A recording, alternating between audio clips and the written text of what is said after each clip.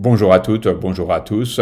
Sophocle, Ajax, scène 2. Ulysse, Teucros, Agamemnon, le cœur. Le cœur. Télamonien, qui possède Salamie, entouré des flots, si tu prospères, je me réjouis. Mais si la haine de Zeus, ou la parole violente et mauvaise des Danaïens, t'assiège, alors je suis saisi d'une grande crainte, et je frémis comme l'œil de la colombe ailée. Ainsi, les hautes clameurs d'un bruit sinistre nous ont appris que la nuit passée, te ruant dans la prairie, où paillent les chevaux, tu as égorgé les troupeaux des Dananéens, et, tué par le fer luisant, tout ce qui restait du butin de la lance. Ulysse répand de telles rumeurs, et il les murmure à l'oreille de tous, et il les persuade sans peine. Les choses qu'il dit de toi sont aisément crues, et quiconque l'entend insulte à tes misères, et s'en réjouit plus encore que celui qui les révèle.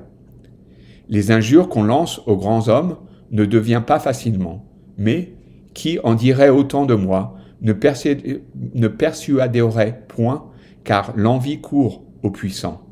Les humbles, cependant, sans les puissants, sont d'un faible appui pour la cité. L'humble prospère à l'aide des puissants, et l'homme puissant s'élève à l'aide des humbles. Mais on ne peut enseigner ces choses vraies à des insensés. Et maintenant, tu es assailli par la clameur des hommes. Et sans toi, nous ne pouvons nous y opposer, ô roi, car ayant fui de tes yeux, ils bavardent comme une bande d'oiseaux. Mais si tu t'avançais, épouvanté par le grand vautour, ils garderaient aussitôt le silence et resteraient muets. Strophe. Est-ce donc la fille de Zeus, portée par des taureaux, Artémis, ou, ô nouvelle terrible, ô mère de ma honte, qui t'a poussé contre ces troupeaux de bœufs, qui sont à tous, soit qu'elle ait été laissée sans récompense de quelque victoire ou de quelque chasse, soit qu'elle ait été frustrée d'illustres dépouilles. Est-ce Arès, vêtu d'une cuirasse d'airain, qui te reprochant l'aide de sa lance, a vengé son injure par ses embûches nocturnes? Antistrophe. Télamonien, ce n'est point de toi-même, en effet, que tu as cédé à cette démence, de te ruer contre des troupeaux. N'as-tu pas été saisi plutôt d'un mal divin, que Zeus et Phoebos répriment donc les mauvaises paroles des Argéens? Si les deux grands rois, ou quelqu'un de la très inique race des Sisyphides, répandent ces mensonges furtivement ourdis, je t'adjure, ô roi, ne reste pas plus longtemps inerte dans tes tentes marines, de peur de confirmer contre toi ce bruit mauvais. Épone. Mais lève-toi de tes demeures, où tu es resté longuement dans une anxieuse inaction, irritant ainsi ton mal uranien. Pendant ce temps, la rage de tes ennemis, que nulle crainte ne réprime, se déploie impunément comme le feu dans les vallées où souffle le vent. Avec des éclats de rire, il te couvre de très amers outrages, et je suis rongé de douleur. Tecmès. Compagnon marin d'Ajax, issu des Érictéides, né de Gaïa, il nous faut gémir, nous qui avons souci de la maison de Télamon, car le terrible, le grand, le très victorieux, vigoureux Ajax gît maintenant en proie à la violence du mal. Le cœur. Quelle calamité la nuit a-t-elle amené après un jour tranquille, dit enfant de Phrygien, Télétos. Toi, que le violent Ajax aime et honore comme la compagne de son lit, toi, sa captive, sachant la vérité, tu peux nous l'enseigner par tes paroles. Tecmès. Comment rappellerai-je cette chose affreuse? Tu apprendras un malheur non moins terrible que la mort. Cette nuit, l'illustre Ajax, saisi de démence, s'est couvert d'ignominie. Tu peux voir dans sa honte les bêtes massacrées et saignantes, victimes de l'homme. Le cœur. Strophe. Quelle nouvelle nous apportes-tu de l'homme furieux? Chose accablante, inéluctable, qu'ont répandu les rumeurs des princes danaïens, et que la parole publique accroît encore. Hélas, je crains le mal qui doit survivre. Il est manifeste qu'il devra mourir, l'homme qui a massacré d'une main furieuse et de l'épée ensanglantée les troupeaux et leurs pasteurs cavaliers. Tecmès. Hélas, c'est de là qu'il est revenu, menant les troupeaux chargés de liens, il a égorgé les uns, couché contre terre, et il a coupé les autres par le milieu à travers les côtes. Et il a saisi 2 béliers blancs, il a tranché la tête de l'un et le bout de la langue qu'il a jeté au loin. Et l'autre, il l'a attaché debout contre une colonne avec une courroie de cheval, le frappant d'un fouet double et l'accablant de paroles insultantes qu'un démon seul et non un homme lui a enseigné. Le chœur, antistrophe.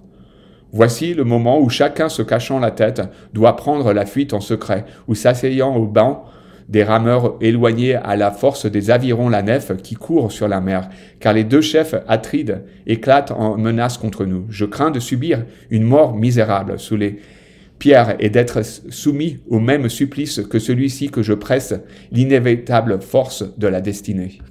Tecmès. Elle ne le presse plus, sa fureur est tombée, comme à coutume de tomber le souffle violent d'une otos, que n'accompagne point le brillant éclair. Mais ayant recouvré l'esprit, il est maintenant tourmenté d'une douleur nouvelle, car contempler ses propres maux, quand personne ne les a causés que soi-même, accroît amèrement les douleurs. Le cœur. Mais s'il est apaisé, je pense que cela est très heureux pour lui. En effet, le souci d'un mal passé est moindre. Tecmès. Que choisirais-tu s'il t'était donné de choisir, ou en affligeant tes amis, être joyeux toi-même, ou souffrir des mêmes maux? Le cœur. Il est plus amer aux femmes de souffrir des 2 côtés. Tecmès. Bien que nous soyons délivrés de ce mal, nous sommes cependant en proie au malheur. Le cœur. Comment as-tu dit? Je ne comprends pas tes paroles. Tecmès. Aussi longtemps qu'Ajax a été en démence, il se réjouissait du mal qui le possédait, et le chagrin nous affligeait, nous qui étions sains d'esprit. Et maintenant que le mal le laisse respirer, il est en proie tout entier à un amer chagrin. Et nous ne sommes en rien moins tourmentés qu'auparavant. Au lieu d'une douleur, n'en avons-nous pas 2? Le cœur. À la vérité, je pense comme toi, et je crains que cette plaie n'ait été infligée à cet homme par un Dieu. Comment en effet, puisque délivré de son mal, il n'est pas plus joyeux que lorsqu'il était malade? Tecmès. Les choses sont ainsi, sache-le bien. Le cœur. Quels ont été les commencements de ce mal qui l'a envahi? Dis-le nous, à nous qui en gémissons avec toi. Tecmès. Je te dirai tout ce qui est arrivé, puisque tu partages ma douleur. En pleine nuit, quand les torches du soir ne brûlaient plus, ayant saisi une épée à 2 tranchants, il parut vouloir sortir sans raison. Alors, je l'interpelle par ces paroles. « Que fais-tu, Ajax? Où vas-tu, non appelé, ni pressé par quelque message, ni par le son de la trompette? Maintenant, toute l'armée dort. » Et lui ne répondit cette brève parole, toujours dite. « Femme, le silence est l'honneur des femmes. » L'ayant entendu, je me tue. Et il s'élança seul au dehors, et je ne sais ce qui a été fait dans l'intervalle. Puis il revient, amenant dans sa tente, liés ensemble des taureaux, des chiens, de bergers, et tout un butin cornu. Et il coupa la tête des uns, et renversant les autres, il les égorgea et les mit en morceaux. Et il en lia d'autres, qu'il déchira à coups de fouet, frappant ce bétail comme s'il frappait des hommes. Puis il s'élança dehors, parlant d'une voix rauque, à je ne sais quel spectre, insultant tantôt les Atrides, tantôt Ulysse, avec des rires, et se vantant de s'être vengé de leurs injures. Puis il se rua dans sa tente, et revenant à lui, après un long temps, quand il vit sa demeure pleine de carnage par sa démence, il se frappa la tête, cria, et se jeta sur les cadavres du troupeau égorgé, arrachant ses cheveux avec ses ongles. Et il resta ainsi longtemps muet. Puis il me menaça d'un grand châtiment si je ne lui révélais tout ce qui était arrivé. Et il me demanda enfin dans quel état il était tombé. Et moi, pleine de crainte, ô ami, je lui racontai tout, autant que je le savais. Et aussitôt il se lamenta un hurlement lugubre, tel que je n'en avais jamais entendu venant de lui, car il avait coutume de dire que gémir ainsi était d'un homme lâche et d'un cœur vil. C'est pourquoi, quand il était saisi de douleur, sans cri ni lamentation, il gémissait sourdement comme un taureau qui mugit. Maintenant, accablé par ce malheur, sans boire ni manger, il reste assis et immobile au milieu des animaux égorgés par le fer. Et il est manifeste qu'il médite quelque mauvais dessein, car il témoigne par ses paroles et par ses gémissements. C'est pour cela, ô cher, que je suis venu. Entrez, et si vous le pouvez, venez lui en aide, car les hommes, tels que celui-ci, ont coutume d'être touchés des paroles de leurs amis. Le cœur, Thecmès, fille de Téletas, tu nous racontes des choses terribles en nous disant que cet homme est saisi de démence.